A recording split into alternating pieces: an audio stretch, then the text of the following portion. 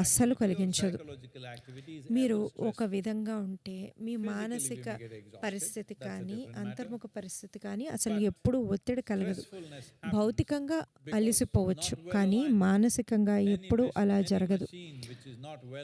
ఏదైతే ఏ యంత్రమైతే సమన్వయంలో లేదో అది సంఘర్షణను కలిగిస్తుంది. ఎందుకంటే సంఘర్షణ వల్ల, ఘర్షణ వల్ల దాని లైఫ్ స్పాన్ బాగా తగ్గిపోతుంది. అదే కందెన ఉన్న యంత్రమైతే అలా కొనసాగుతూనే ఉంటుంది. దేనికైతే కందెన లేదో అది అంత బాగా పనిచేయదు. ఇప్పుడు తమిళ్లో అనువాదం వస్తుంది. இங்கே கூடியிருக்கும் உங்கள் அனைவருக்கும் ஒரு நல்ல செய்தியை சொல்லி என் நல்வாழ்த்துக்களை தெரிவித்துக் கொள்கிறேன். நாம் இப்பொழுது உருவாக்கிய மிராக்கிள் ஆஃப் மைண்ட், மனதின் அதிசயம் என்கிற செயலி 15 மணி நேரங்களுக்குள்ளாக 10 லட்சம் பேர்களால் தரவிறக்கம் செய்யப்பட்டிருக்கிறது. இது ஒரு மகத்தான சாதனையாக கருதப்படுகின்றது. ஆனாலும் என்னுடைய இலக்கு 300 கோடி பேர்கள் அதனை தரவிறக்கம் செய்ய வேண்டும் என்பதாகும். இது தமிழ்ல இருக்குதுன்னு சொல்லுங்க. தமிழிலும் இந்த செயலி இருக்கிறது. மனதின் அதிசயம் அப்படிங்கிற செயலியை தமிழ்லையும் நீங்கள் தரவிறக்கம் செய்து கொள்ள முடியும். உங்கள் கையில் இருக்கக்கூடிய செல்ஃபோன் என்பது உங்களுக்கு ஏதோ தொல்லை தருவதாக, தடையாக, மனநோயை ஏற்படுத்துவதாக நினைக்கிறீர்கள். ஆனால் நீங்கள் நினைச்சால் உங்கள் கையில் இருக்கக்கூடிய இந்த செல்லிடப்பேசி உங்களுடைய மனநோய்க்கு ஒரு தீர்வாக கூட மாற முடியும். எப்படி பயன்படுத்துகிறோமோ அதற்கேற்ப அதனுடைய தன்மை மாறும். தொலைத்தொடர்பு சாதனம் ஒரு சிக்கலுக்கான தீர்வின் சாதனமாக மாறப்போகிறது. இதை மேற்கொள்ளக்கூடியவர்கள் தொலைக்காட்சியில் நீங்கள் பார்த்தாலும் சரி, இங்கே நேரே வந்திருந்தாலும் சரி, மனநோய்க்கான ஒரு தடுப்பு முறையாக அதை பயன்படுத்துங்கள். அதை குணமாக்குவது மருத்துவர்கள் கையில் இருக்கலாம், ஆனால் வராமல் தடுக்க உங்களால் முடியும். இந்த எந்த தலைமுறைக்கும் இல்லாத ஒரு சிறப்பு நமக்கு இருக்கிறது. உட்கார்ந்த இடத்திலிருந்து கொண்டு உலகத்தோடு பேசக்கூடிய ஒரு வாய்ப்பு நமக்கு இருக்கிறது. நாம் விரும்பும் விதமாக இதனை கையாள வேண்டும். மகாசிவராத்திரி என்றால் என்ன என்று ஏற்கனவே பலமுறை சொல்லியிருக்கிறேன். ஒரு வருஷத்தில் 13 சிவராத்திரிகள் உண்டு. அமாவாசைக்கு முந்தைய நாள் சிவராத்திரி. எல்லா சிவராத்திரிகளிலுமே ஆன்மீக பாதையில் இருப்பவர்களுக்கென்று சில சாதனைகள், ஆன்மீக பயிற்சிகள் இருக்கும். ஈஷாவிலும் அது ரொம்ப முக்கியமானது தான். இந்த மாசி மாதத்தில் வரக்கூடிய சிவராத்திரி மிகவும் சக்திமிக்க சிவராத்திரியாக இருப்பதால் இது மகா சிவராத்திரி என்று அழைக்கப்படுகிறது. கோள்களுடைய நிலை, நிலவு, சூரியன் ஆகியவற்றினுடைய கோணங்கள் போன்றவையெல்லாம் ஒரு சாய்கோண சுழற்சியில் இருப்பதனால் ஒரு உந்து விசை ஏற்படுது. அதுவும் இங்கே வெள்ளியங்கிரி மலை அடிவாரத்தில் ஒரு கருணை களஞ்சியமாக இருக்கக்கூடிய வெள்ளியங்கிரி மலை இதுதான் என்னை ஈர்த்து கொண்டு வந்தது. இது இந்த பகுதியில் தியானலிங்கம் மற்றும் ஆதியோகி முன்னிலையில் மிகச்சரியாக 11 கோண சாய்மானத்தில் நீங்கள் இருக்கிறீர்கள். எனவே இயல்பாகவே உங்கள் சக்தி நிலை மேல் நோக்கி செல்ல இயற்கை உதவுகிறது. இயற்கை நமக்கு உதவுகிற போது அதை பயன்படுத்தி கொள்ள வேண்டும். ஒரு மாதத்துக்கு முன்னால் பார்த்திருப்பீர்கள், பல பேர் பட்டங்களை பறக்க விட்டு கொண்டிருந்தார்கள். நானும் நம்முடைய பெங்களூருக்கு அருகே இருக்கிற சிக்பலாப்பூரில் நம்முடைய சந்நிதிக்கு சென்றிருந்தேன். அங்கே நான் பட்டத்தை பறக்க விட்டேன். பட்டம்னா என்ன? அது ஒரு காகிதம். காற்று கொஞ்சம் உதவினால் அந்த காகிதம் உங்கள் விருப்பத்திற்கேற்ப பறக்கிறது. ஏனென்றால் இயற்கையினுடைய உதவி இருக்கிறது. அதே போல மேல் நோக்கி நீங்கள் வளர்வதற்கு, உள்நிலையில் வளர்வதற்கு இயற்கை இங்கே உதவியாக இருக்கிறது. எனவே இது வெறுமனே விழித்திருக்கும் இரவாக இல்லாமல் விழிப்புணர்வு மிக்க உயிராக இருக்க வேண்டும். எல்லோருக்கும் அவர்களுக்குள்ளே அவர்கள் மேதமை பளிச்சிடக்கூடிய நேரம்னு சிலது இருக்கும். மனிதர்கள் நினைத்து கொண்டிருக்கிறார்கள் அவர்களுக்கு மட்டும்தான் என்று. எல்லா உயிரினங்களுக்குமே உண்டு. கழுதைக்கு கூட சில வெளிச்சமான நேரங்கள் அந்த மனசுக்குள்ளே, மூளைக்குள்ளே வரும். ஆனால் மனிதன் விரும்புகிற போதெல்லாம் அதை இயக்கக்கூடிய தன்மையில் இருக்க வேண்டும். அறிவு எப்போதும் ஒரு செயல்தன்மையில் வைத்திருக்க வேண்டும். நீங்கள் ரொம்ப இருட்டில் இருக்கிறீர்கள் என்றால் நடந்து போகிற போது உங்களுக்கு அதிக விழிப்புணர்வோடு இருப்பீர்கள். விழுந்துவிடக்கூடாது என்கிற எச்சரிக்கையோடு இருப்பீர்கள். அதே விழிப்புணர்வு எல்லா நேரத்திலேயும் இருக்கும் என்று சொன்னால் அது உங்களை எப்பொழுதுமே ஒரு விழித்த அறிவு நிலையிலேயே வைத்திருக்கும். இதனால் அழுத்தம் ஏற்படுமா என்றெல்லாம் சில பேர் நினைக்கலாம். அது ஒரு அழுத்தமும் கிடையாது. உள்நிலையில் ஒரு சமநிலை, சீர்கோண நிலை இருக்கும் என்று சொன்னால் எதுவுமே அழுத்தம் தராது. வேண்டுமானால் உடல் அளவிலே கொஞ்சம் களைப்பு இருக்கலாமே தவிர இதில் மன அழுத்தம் ஏற்படுவதற்கு வாய்ப்பில்லை. எங்கே உள்ளே சமநிலை இல்லையோ அந்த எந்திரத்தில் ஒரு உராய்வு ஏற்படும். நீங்கள் தொழில்நுட்பத்தில் கூட பார்ப்பீங்க, எந்திரத்துக்குள் எல்லாம் சீராக இல்லை என்றால் சில உராய்வுகள் ஏற்படும். அதன் மூலம் எந்திரம் பழுதடையும். உள்ளே சமத்தன்மையும் சீர்நிலையும் இருந்தால் உராய்வுகள் ஏற்பட வாய்ப்பில்லை.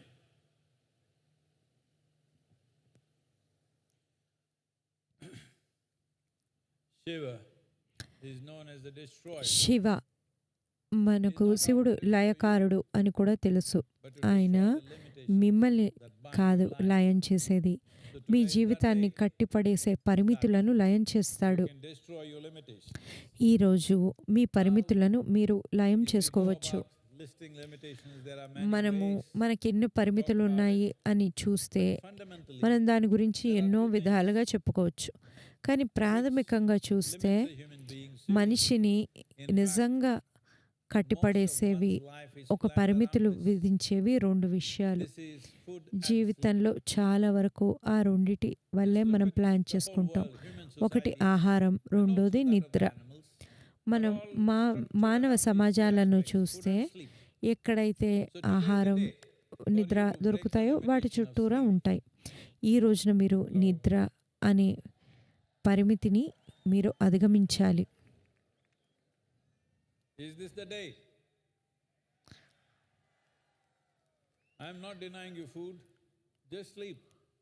Only one thing, one limitation. నేను మీకు ఆహారాన్ని పెట్టకుండా లేను, కేవలం ఒక్కటే, నిద్ర.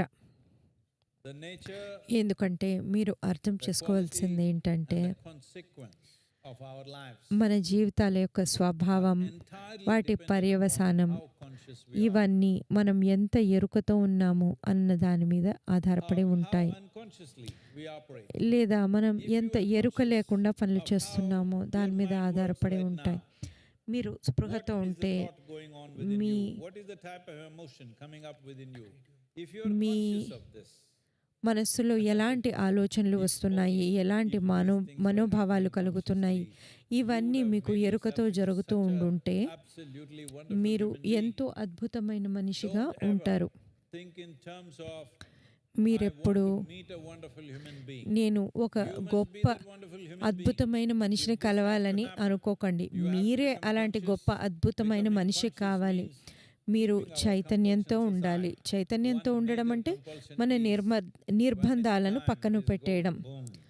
ఒక నిర్బంధం ఏమిటంటే టైం అయ్యేసరికే ఇది ఇలా పడుకోవాలనుకుంటుంది. అది మనం భూమిలోకి వెళ్ళాల్సిన సమయం కాదు. మనకి భూమాత ఎంత ఇష్టమైనా సరే మనం ఆవిడ మీద నడవాలి. కానీ ఇప్పుడే ఆవిడ కౌగిల్లోకి చేరుకొని లోపలికి వెళ్ళకూడదు. అలాంటి రోజు ఎప్పటికైనా ఏదో ఒక నాటికి వస్తుంది. ఇప్పుడు సద్గురు చెప్పిన దానికి తమిళ్ అనువాదం వస్తుంది. மனித வாழ்க்கையில் எத்தனையோ எல்லைகள் நமக்கென்று குறுகிய எல்லைகளை மனிதர்கள் வகுத்திருக்கிறார்கள். அவற்றில் முக்கியமாக 2 குறுகிய எல்லைகள் உண்டு. ஒன்று உணவு, இன்னொன்று தூக்கம். இந்த 2 எல்லைகளையும் மனிதர்கள் கடக்க வேண்டும். இன்றைக்கு தூக்கம் என்கிற ஒரு குறுகிய எல்லையை உடைப்பதற்கான நாள். உங்களை இன்று நான் உணவு சாப்பிடாதீர்கள் என்று கூட சொல்லவில்லை. இருக்கிற 2 குறுகிய எல்லைகளில் ஒன்றை உடைக்க சொல்லுகிறேன். இயற்கை, அதன் தன்மை, வாழ்வில் நமக்கு ஏற்படுகிற விளைவுகள், இவை எல்லாமே விழிப்புணர்வை அடிப்படையாக கொண்டவை. உங்கள் மனம் என்ன சொல்கிறது, அதில் என்ன எண்ணங்கள் ஓடுகின்றன, இப்போது என்ன உணர்ச்சிகள் எழுகின்றன என்பது பற்றியெல்லாம் உங்களுக்கு ஒரு விழிப்புணர்வு இருக்கிறது என்று வைத்துக்கொள்ளுங்கள். நீங்கள் விழிப்புணர்வின் அடிப்படையிலேயே இந்த எண்ணங்களை எல்லாம் பார்த்து கொண்டிருந்தால் நீங்கள் மகத்தான ஒரு மனிதராக மாறிவிடுவீர்கள். வாழ்வில் ஒரு மகத்தான மனிதரை சந்திக்க வேண்டும் என்று நீங்கள் நினைக்கக்கூடாது. நீங்கள் அந்த மகத்தான மனிதராக மாற வேண்டும். எனவே உங்களுடைய வசதிகளை தள்ளி வைத்து பழக வேண்டும். தூங்குவது என்பது ஒரு வழக்கமாகிவிட்டது. உரிய நேரம் வந்தால், தூங்குகிற நேரம் வந்தால் தானாக பூமியை நோக்கி சாய்வது என்று ஆகிவிட்டது. பூமி மேல் உங்களுக்கு மிகுந்த பிரியம் இருக்கலாம், பூமி தாய் என்று கொண்டாடலாம். ஆனால் பூமியை நோக்கி போவதற்கான காலம் இன்னும் வரவில்லை. விழிப்புணர்வோடு உங்களை விழிப்பு நிலையிலே இன்றைக்கு வைத்திருக்க வேண்டும்.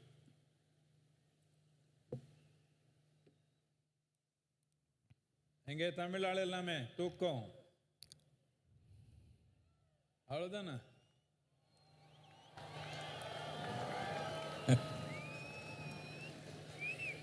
As you can see, మీరు చూస్తున్నట్లుగా ఈనాటి స్టేజ్ డెకరేషన్ కైలాష్ కైలాస్ పర్వతం. గత 4 సంవత్సరాలుగా మేము కైలాష్ పర్వతానికి వెళ్ళడం కుదరడం లేదు. కోవిడ్తో మొదలైంది. ఆ తర్వాత ఎన్నో రాజకీయ కారణాల వల్ల వెళ్ళలేకపోతున్నాము. మళ్ళీ ఈ సంవత్సరం బహుశా వెళ్ళే అవకాశం ఉంటుంది. కానీ మేము ఎలాగోలా వెళ్ళి వస్తూనే ఉన్నాము. దగ్గరగా కాకపోయినా దూరంగా వెళ్ళి దర్శనం చేసుకుని వస్తున్నాం. అయితే కైలాష్ ఎందుకు, దానికి ఉన్న ప్రాముఖ్యత ఏమిటి? మనం ఆదియోగి శివుడు కైలాసంలో ఉంటాడు అని చెప్పినప్పుడు దాని అర్థం ఆయన ఏదో కొండ మీద కూర్చొని ఉన్నాడు అని కాదు. ఎవరైనా మనకి విలువైన వారు ఎందుకు అవుతారు? వాళ్ళు మన జీవితానికి ఏమి అందించారో దాన్ని బట్టి వాళ్ళు మనకు విలువైన వారు అవుతారు. వేల సంవత్సరాల తర్వాత కూడా వాళ్ళు ఏమి మనకు అందించారో వాటితో మనం వాళ్ళను గుర్తుపెట్టుకుంటాము. ఈ 15,000 సంవత్సరాల్లో ఎందరెందరో జీవించి ఉండొచ్చు. కానీ మనం ఆయన్ని ఎందుకు గుర్తుపెట్టుకుంటాము? ఆయన మనకు అందించిన విషయం గురించి. ఆయన అందించింది ఏంటంటే ఈ 112 విధానాలు. ఇవి మానవుడి మనుగడలో, జీవితంలో ప్రతి దాన్ని ఇముడ్చుకొని ఉన్నాయి. ప్రతి సిద్ధాంతము దాని నుండే వచ్చాయి. ఈ మూలమైన వెన్నుముక అయిన ఈ 112 విధానాల నుండే వచ్చాయి. ఇలా ఎందుకు అంటే ఇది మానవ యంత్రాంగం మీద ఆధారపడి ఉంది. ఇది మన మనస్సులో ఆలోచించుకున్నది కాదు. ఇది ఎంతో దగ్గరగా గమనించి మానవ యంత్రాంగం ఎలా పనిచేస్తుంది, మనం దానితో ఏమి చేయగలం, దాన్ని ఎన్ని విధాలుగా పెంపొందించగలం, ఎలా ఉన్నతం చేయగలం, మనిషి దేవుళ్ళ జీవించగలిగేలా ఎలా చేయగలం అని మనం పరిశోధించాము. ఇప్పుడు సద్గురు చెప్పిన అంశానికి తమిళ్ అనువాదం వస్తుంది. போகிற வாய்ப்பை நாம் இழந்து விட்டோம். கோவிட் பெருந்தொற்று காரணமாகவும் சில அரசியல் காரணங்களாலும் அனுமதிக்கவில்லை. இந்த ஆண்டு கைலாயத்திற்கான அனுமதி எல்லோருக்கும் தரப்படுகிறது. நாம் கைலாயத்தை ஏன் இவ்வளவு பெரிதாக கொண்டாடுகிறோம் என்று பார்க்க வேண்டும். ஆதியோகி கைலாயத்தில் வாழ்கிறார் என்று சொன்னால் ஏதோ அந்த மலை உச்சியில் அவர் அமர்ந்திருக்கிறார் என்று அர்த்தமில்லை. வாழ்வில் ஒருவர் ஏன் மதிப்பு மிக்கவராக ஆகிறார் என்று நீங்கள் பார்த்தால் வாழ்க்கைக்கு அவருடைய பங்களிப்பு காரணமாக அவர் மதிப்பு மிக்கவராகிறார். இந்த 15,000க்கும் கூடுதலான ஆண்டுகளில் கோடிக்கணக்கானவர்கள் இங்கே வாழ்ந்திருக்கக்கூடும். அவர்கள் எல்லோரையும் நாம் ஞாபகத்தில் வைத்திருப்பதில்லை.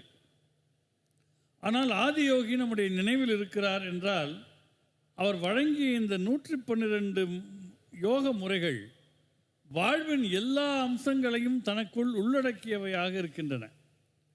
உடல் அளவிலான அசைவுகளில் தொடங்கி பெரும் பெரும் தத்துவங்கள் வரை அனைத்தும் உருவானதற்கான மூல முதுகெலும்பாக ஆதியோகி விளங்குகிறார். அது முழுக்க முழுக்க மனித தன்மையின் இயல்புகளையும் நுட்பங்களையும் உணர்ந்து உருவாக்கப்பட்டது. ஏதோ வீண் கற்பனையில் எழுந்தவை அல்ல. மனிதர்களை எப்படி மேம்படுத்துவது, அவர்களை எப்படி உயர்ந்த நிலை நோக்கி அழைத்துச் செல்வது, மனித உலகிலேயே எப்படி கடவுள் போல வாழ்வது என்பதை காட்டுகிற நுட்பங்களை ஆதியோகி நமக்கு அருளினார்.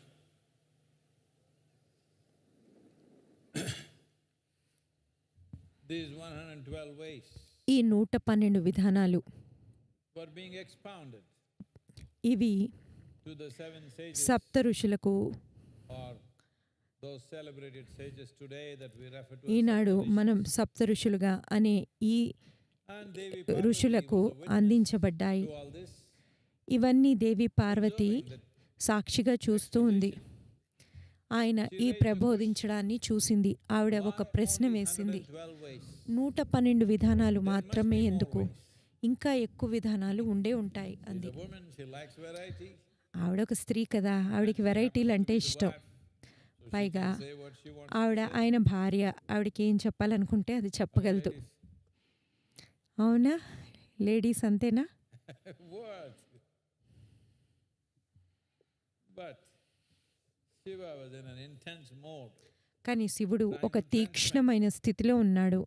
ఆయన To the వారికి seven sages, when she సప్త said there ఋషులకు are more ways, or ఈ there should be శాస్త్రం more ways, ప్రసాదిస్తున్నాడు. he just brushed her aside. ఆవిడ ఇంకా ఎక్కువ మార్గాలు ఉండుంటాయి అంటే లేదు, ఇంకా ఎక్కువ విధానాలు లేవు అన్నాడు. ఆవిడకు అది అవమానంగా తోచింది. Into the forest. అలా ఆవిడ అడవిలోకి వెళ్ళిపోయింది. Sadhana. ఇక ఎంతో కఠోరమైన తపస్సు, ఎంతో కఠోర సాధన చేయడం మొదలుపెట్టింది. She came back కొన్ని నెలల తర్వాత and he was ఆవిడ still వెనక్కి తిరిగి వచ్చింది. working with the seven sages. ఆయన ఇంకా సప్త ఋషులతో పనిచేస్తూనే ఉన్నారు.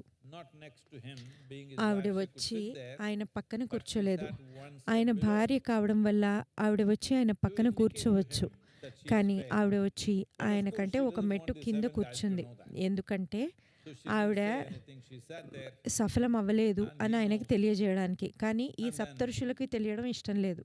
అందుకని ఆవిడ said, వచ్చి అలా ఆయన కంటే ఒక మెట్టు If you కింద are కూర్చుంది. embodied, that is, if you are అప్పుడు within the ఆయన sphere of this ఏమన్నారంటే, body, మీరు కనుక there are only ఈ శరీరంతో ఉంటే, 112 ways. మీరు ఈ శరీరంలో ఉంటే 112 విధానాలు మాత్రమే ఉన్నాయి.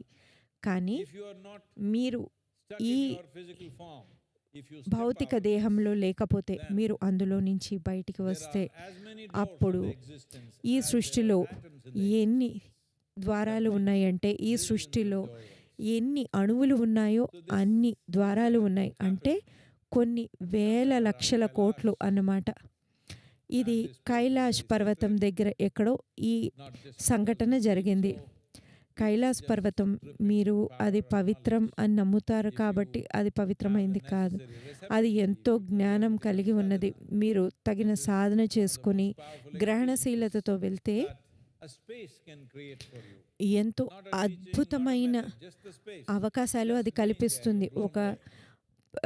ఒక టీచింగ్ కాదు, ఒక బోధన కాదు, కేవలం ఆ స్థలం, మీరు ఆ స్థలానికి వెళ్తే చాలు, మీకు ఎన్నో చెప్తుంది అది. నేను ఒకసారి వెళ్ళాను, నాకు ఎంతో నచ్చేసింది. ఇక నేను వెళ్తూనే ఉన్నాను. చైనీస్ గవర్నమెంట్ వల్ల గత 4 సంవత్సరాలుగా నేను వెళ్ళలేకపోయాను. మళ్ళీ ఇప్పుడు వెళ్తున్నాను. వెళ్ళి అక్కడ ఉన్నదంతా తాగేస్తాను.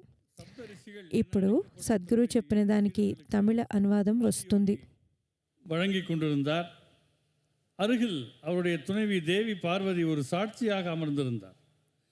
அவர் ஆதியோகியை பார்த்து, ஏன் வெறும் 112 முறைகள், இன்னும் அதிகமான வழிகள் இருக்குமே என்று கேட்க, தீவிரமாக அந்த போதனையில் அந்த தன்மையை வழங்குவதில் ஈடுபட்டிருந்த ஆதியோகி 112க்கு மேல் அதற்கு வேறு வழிகள் கிடையாது என்று அப்பட்டமாக மறுத்துவிட்டார். சற்றே அவமானப்பட்டது போல் உணர்ந்த பார்வதி கானகத்திற்கு சென்றார். மிக தீவிரமான சாதனைகளை மேற்கொண்டு நிஷ்ட நியமங்களிலே ஈடுபட்டார். சில மாதங்களுக்கு பிறகு திரும்பி வந்தார். அப்போதும் ஆதியோகி தன்னில் இருக்கிற ஞானத்தை தன்னுடைய 7 சீடர்களுக்கு வழங்குவதிலே ரொம்ப மும்முரமாக இருந்தார். அங்கே வந்த பார்வதி ஆதியோகிக்கு